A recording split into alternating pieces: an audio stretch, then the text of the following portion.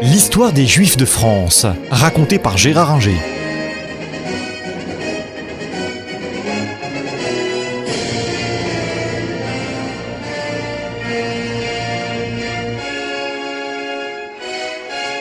Bonjour. On a vu l'époque bénie des rois carolingiens, aussi bien Pépin le Bref que Charlemagne que Louis Ier. Et la grande méfiance de l'Église à l'égard des Juifs à cette époque, méfiance d'autant plus grande que la concurrence existait entre les Juifs et les chrétiens, parce que les Juifs convertissaient des chrétiens. L'exemple le plus célèbre à l'époque, c'est celui de Baudon, qui était le confesseur de Louis Ier le Pieux, l'empereur, qui s'est converti au judaïsme. Il a décidé de s'appeler Éléazar, et il est parti en Espagne. Alors ça n'a pas plu à l'Église, qui a continué à taper sur les Juifs, peuple déicide, peuple maudit, condamné à l'errance, religion dépassée et desséchée, et ça a fini, malgré tout, par toucher le peuple, qui a commencé à se méfier des Juifs, alors que jusque-là, les relations entre le peuple chrétien et les Juifs étaient plutôt bonnes. Ils dînaient même ensemble, ils déjeunaient ensemble, ils se voyaient souvent. Et l'Église a voulu rompre ces relations. Les invasions normandes ont facilité un peu ce que souhaitait l'Église, c'est-à-dire qu'on a accusé les Juifs d'ouvrir les portes des grandes villes aux Vikings, à Nantes, à Bordeaux, mais ça n'a naturellement aucun sens. Mais ça a renforcé la méfiance des chrétiens à l'égard des Juifs. Les successeurs de l'empereur Louis Ier le Pieux, puisque à sa mort au traité de Verdun en 842, l'empire a été séparé en trois branches, la branche germanique, la branche lorraine, lotharingienne comme on disait, et la Francie, qui deviendra la France. Le roi Charles le Chauve, le fils de Louis, qui était donc le roi de la Francie, avait un médecin juif, Sédéchias, et l'Église a tout fait pour qu'il se sépare de ce médecin. Cette époque, donc, est une des premières époques où on voit véritablement une séparation entre juifs et chrétiens, mais pas partout. Parce que la dynastie carolingienne s'éteint et en 987, c'est Hugues Capet qui devient le roi de France, mais ses vassaux, puisqu'on commence à entrer dans la féodalité, ses vassaux sont souvent plus puissants que lui. Et en Champagne, terre vassale, mais qui n'est pas dans le domaine de la couronne, le domaine de la couronne à l'époque, c'était globalement la région parisienne et encore, eh bien en Champagne, où il y a beaucoup de foires, notamment à Troyes, à Reims, le comte de Champagne favorise la présence des Juifs.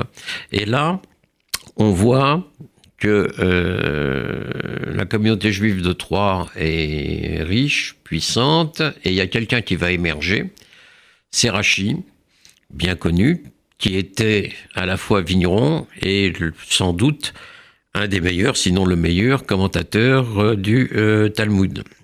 Rachid était l'élève d'un rabbin qui était né à Metz mais qui a vécu à Mayence, Gershon, élève indirect, et on connaît l'œuvre de Rachid, qui gagnait sa vie comme vigneron, certes, mais qui était le meilleur, sinon le plus grand commentateur du Talmud. Il a été tellement brillant, lui et ses élèves, qu'on appelait les tosafistes, on leur a réservé une part essentielle dans les commentaires. Pour ceux qui savent comment se présente le Talmud, il y a la partie centrale avec le texte, et il y a autour les commentaires des tosafistes et de Rachid, et plus loin, tous les autres commentaires. C'est dire la place que le judaïsme a réservée à Rachid, qui est était le plus grand nom du judaïsme français sur le plan religieux avant l'époque moderne, et qui a marqué l'ensemble du judaïsme. Et Rachi était vraiment un juif français, puisqu'il employait beaucoup de termes français dans son hébreu, au point que quand les textes arrivaient à l'étranger, puisqu'ils correspondaient beaucoup avec les rabbins étrangers, ceux-ci étaient perplexes devant beaucoup de mots, certes écrits en caractère hébraïque, mais qui étaient en fait du très vieux français. Et on a établi au XIXe siècle la traduction exacte de ces termes, qui ont permis d'ailleurs de mieux connaître le vieux français par beaucoup de côtés, notamment des termes techniques et notamment des termes de vigne. Et donc là, on a, malgré une époque qui s'assombrit, on a une éclaircie en Champagne avec Rachi qui a vécu de 1040 à 1105.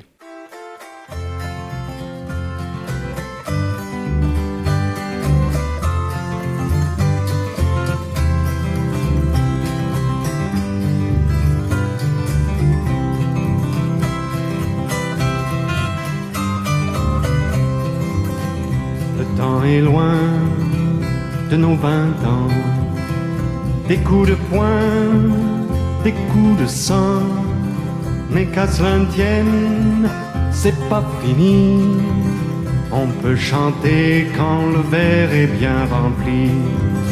Buvons encore une dernière fois à l'amitié, l'amour, la joie. On a fêté nos retrouvailles, ça me fait de la peine, mais il faut que je m'en aille.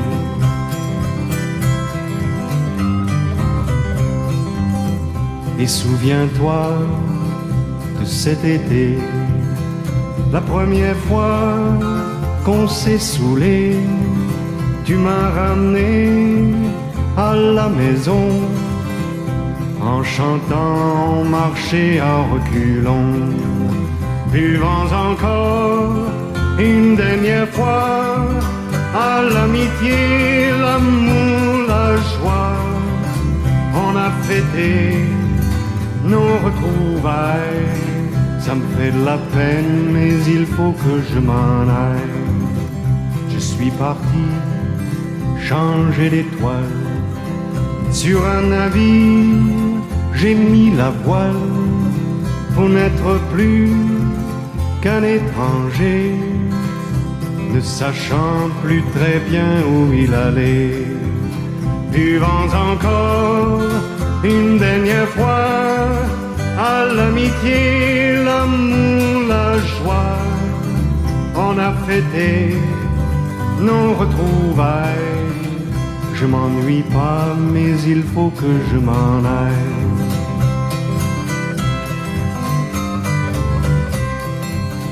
Je t'ai raconté mon mariage à la mairie d'un petit village. Je rigolais dans mon plastron quand le maire essayait de prononcer mon nom. Buvons encore une dernière fois à l'amitié, l'amour, la joie. On a fêté nos retrouvailles. Ça me fait de la peine, mais il faut que je m'en aille. Je n'ai pas écrit toutes ces années. Et toi aussi, t'es marié. T'as 3 enfants à faire manger, mais j'en ai 5 si ça peut te consoler. Buvons encore une dernière fois à l'amitié, l'amour, la joie. On a fêté nos retrouvailles. Ça me fait de la peine, mais il faut que je m'en aille.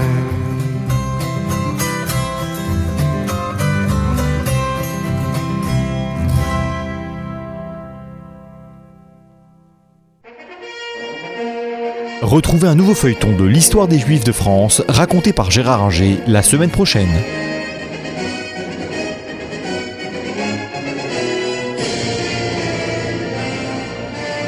Thank you.